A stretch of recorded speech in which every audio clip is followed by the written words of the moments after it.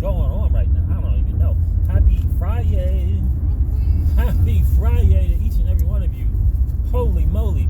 Listen, yeah, I know it's hard to believe, but yes, this is another drive time video. Another drive time video. So we are headed out. We're doing some stuff. We're going to watch some college basketball, baby. You guys know I say that, that's kind of my only little thing, right? When it comes to sports, is college basketball.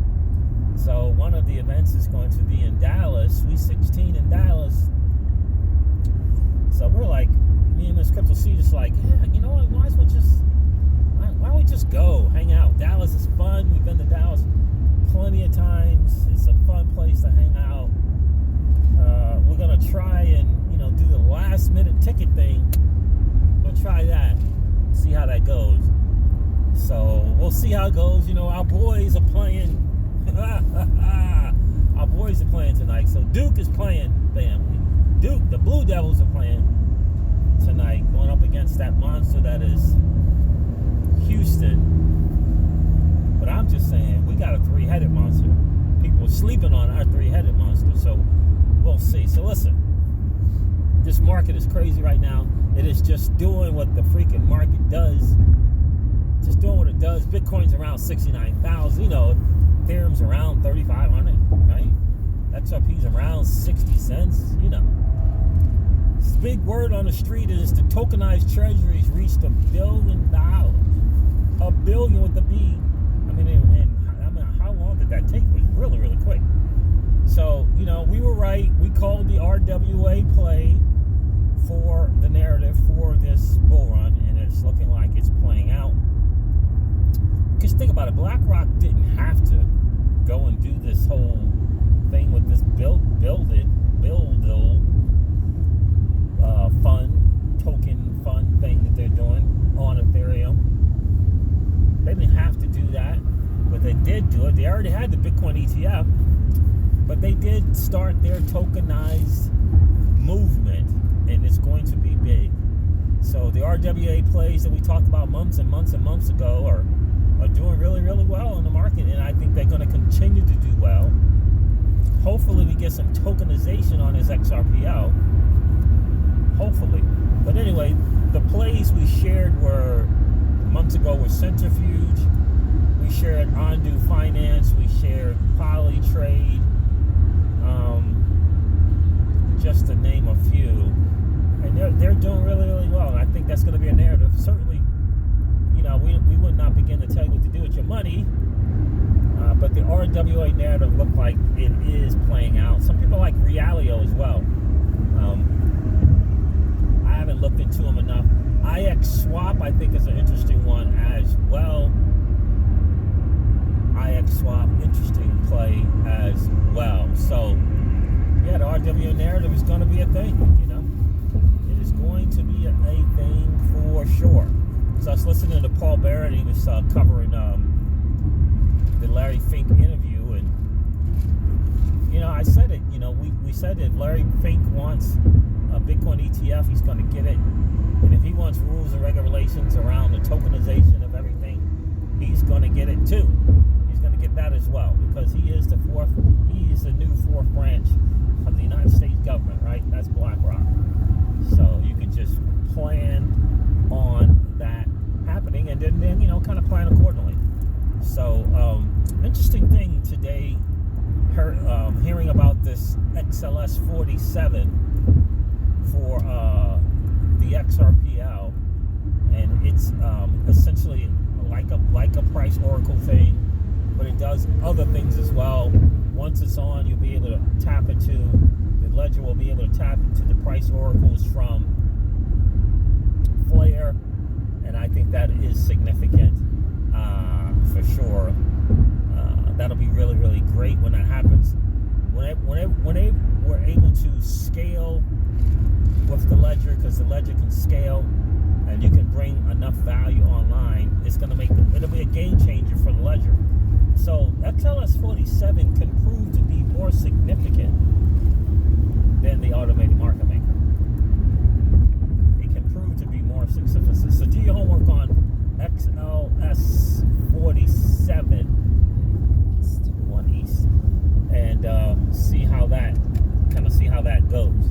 That's big news for the XRP ledger for sure. Again, don't sleep on MOA Finance. I think it's, for me personally, I think it is going to be a godsend for XRP holders, because it's up, it's going, it's ready, it's up and active. And again, don't sleep on the Korean market. Projects get built by massive community involvement. And so MOA Finance Korean project, they understand that the most XRP held is held in the Korean market. They are the largest holder of the asset XRP. You have to pay attention to that. You have to pay attention to what they're doing and what they're going to look to do with their XRP. So again, MOA Finance, I think, is a game changer. We're providing liquidity. We're in pools. We lent our XRP over there as well, and we are going to close our position on Won chain. We're going to close our position there and move over to MOA. Slowly but surely, that's what we'll do. Now, look, Won chain is like an OG, right? So it's kind of proven itself. No issues, bugs, and that kind of stuff. So, MOA's new, right? We don't want to chase the game. So we will slowly navigate over to that platform and take advantage of what they got going on, because I think the VE, the voting escrow MOA, is going to be a significant asset to hold long term. That's what I truly believe. I believe that, there's going to be a significant amount of TVL on that platform. And if you have the VE MOA token, you're going to be able to benefit from that. So remember, Curve Finance, which MOA Finance alluded to in their spaces, is kind of like what they're looking to do with MOA. They had 10 or 20 billion, right? And so if you got of TVL, imagine being able to harness in on those fees and stuff. If you had a position there over a Curve, I think the same thing is going to happen with MOA Finance. That's the long and the short of that. That's my personal belief. We'll see. And again, don't sleep on the Korean market. They are going to be behind the MOA Finance project. They're going to support it. There's no doubt in my mind about that. They're going to support that project. So, something to consider for sure. In my opinion, something to consider for sure. So, a couple of weeks, sometime in April, it looks like the AMM will be able to get through its process to get back active again. But it requires these nodes, if you will, to update to 2.1.1. And I think Crypto Eddie was saying only like 15% of the nodes have done that. So they got to get on the game, get on the ball, and kind of see and get that going so we can get these votes in for the new bug fix to get on. So, the ledger is behind, it's playing catch up, but it hasn't lost yet. It's going to be interesting to see. It will require participation for sure. But I'm excited about MOA. We'll see what comes in terms of directly on the ledger, and we'll see how that's going to work. But right now, XRP is serving as liquidity for projects. You just got to understand that, and that's what it was meant for, liquidity.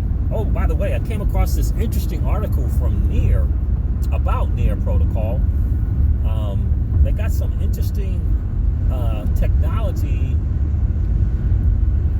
that is kind of like multi-chain. It's kind of like Flare. I forget what Near calls it, but it's like Flare, bringing smart contract capabilities to those who don't have it. So it's Near Protocol has a feature, has something that they created, and I forget what they call it now. I do have the article that does the same thing. And they kept referencing in this article, XRP and the XRPL. Like, they mentioned it like 3 or 4 times as an example of projects or assets that could take advantage of this feature on Near protocol, right? So for us, more is better, right? Flare, we can't wait for that F asset system to get going. More is definitely better for sure. So if Near has something, we'll see how it goes. And we'll see what it looks like. I don't know. Corian's Bridge is Corian's Bridge. I don't know if you heard about it, but their XRPL bridge is live, up to date, up and running. I have not tried it. I have not used it. We do have some. We had someone from the channel mention it and said that he had been using it. So shout out to Mr. Miller. So we'll see. We'll see how that goes. But it's exciting times again to be an early adopter in this new asset class that is the digital asset space. I can tell you that for sure. That is without question. Early in tokenization now, right? Think about that. We're early to the tokenization of real world assets on chain, doing this stuff on chain, and we're early to it. Pretty cool. I can't wait to do a video later, maybe tonight or something. I can go over that article from the Near Foundation and protocol as well. FLR, a Flare token, I don't know, but it just seems like, couldn't this be, this feels like this could be a project and or token that could lead to the kind of wealth that we were looking to for our XRP. It's kind of looking like it. It really is. So we'll see. We'll see. The more FLR you invest in, the more you get for about 20, how many more months they got left? 22, 23 months? Interesting. So anyway, the latest madness on the street is that Crypto Eddie shared a video, her latest video, and someone asked, because the XRP Gold Coast event just ended, someone on X asked something about how come the same people that are in Vegas are not at the Gold Coast? How come some people at the Gold Coast weren't at the Vegas thing? And I had always been asking that myself, not publicly. And then Crypto Eddie covered it in a video. And my feeling right now, my stance right now on Brad Kimes, if you don't, check out my latest live, or maybe 2 lives ago, where I it's the one where CKJ actually, Crypto News actually hopped on the live stream. So my view is just real simple, and that is, since Brad Kimes has started his YouTube channel, the divide in the community started when he did that. In my humble opinion, that's when it started. So, and I've been saying that now for a few videos, only since he started cursing out the community, calling people, dum-dums and assholes and bottom feeders and, all that kind of stuff. He did it on 2 separate videos, and I think it's unacceptable, quite honestly. So, and for the people who think, well, he didn't call out the whole community, like, you don't get it. He called out the community. Doesn't matter if it was one or 1,000. Doesn't matter if it was 1,000 or 10,000. Right? Doesn't matter. That's unacceptable behavior. To think that you can just call people assholes, dum-dums, and bottom feeders, and whatever. But anyway, I digress. So this is, ever since those videos, I've been kind of going in on exposing this. And then we come up with this apology or this let's bring the community together post from, what's his name? Bearable Bull. That's another thing unto itself. Anyway, Gold Coast on X today, someone asked about it. Crypto Eddie covered it in the video. Why aren't they kind of, these panels kind of, mismatching, hop over here, hop over there type deal, right?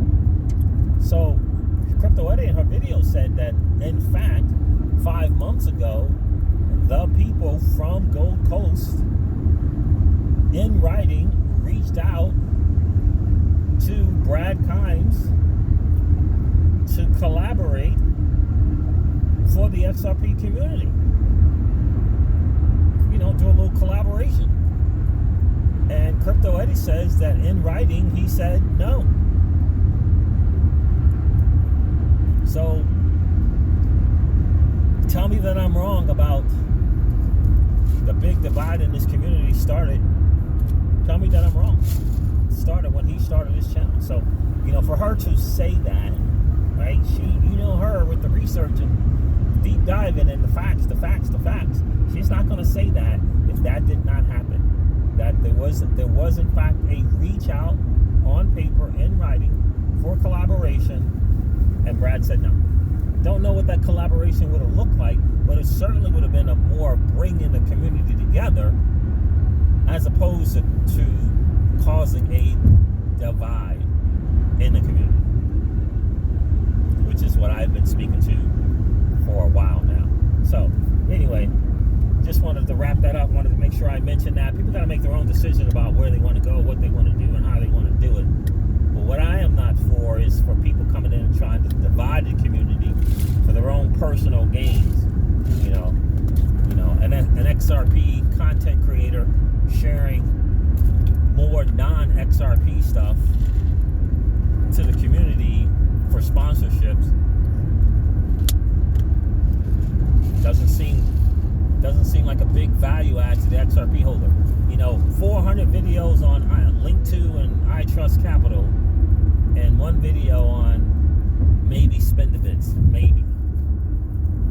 Not a great look, not a great ratio.